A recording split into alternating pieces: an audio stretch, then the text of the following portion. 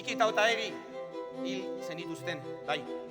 Baina 50 urte geroago hemen gaude, beren banderekin, beren ilusio eta amets berdinekin, beren askatasun grin eta herrigogo berdinarekin. Matasteis a miles y miles de ciudadanos y ciudadanas vascas. Impusisteis una dictadura fascista durante 40 años.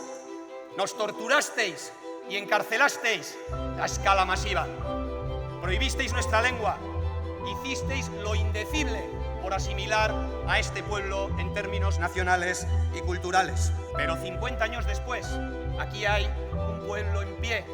Aquí hay un pueblo digno. Aquí hay centenares de miles de personas gritando Gora Euskal Herria askatuta.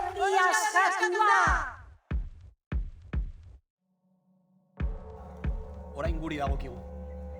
Orain belaunaldi honi dagokio. Herri hau bizkar gainean hartu eta bide hura azkenera arte eramatea. Orduko haiek egin zuten bezala gure buruei promesa bat. Antonia Maria Manoten milaka eta milaka seme-alabok, Txiki eta Otaegiren milaka eta milaka anai-arrebok. Agintzen dugu, guk ez dugu etxiko euskal preso, ieslari eta deportatu politiko guztiak etxean izan arte. Baina bereziki, guk ez dugu etxiko euskal estatu independente, sozialista, feminista eta euskaldun bat eraiki arte.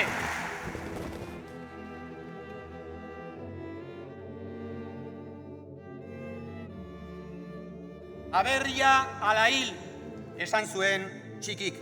Aberria eta bizi, diogu guk. Herriagatik, behar baita bizi, behar da irabazi.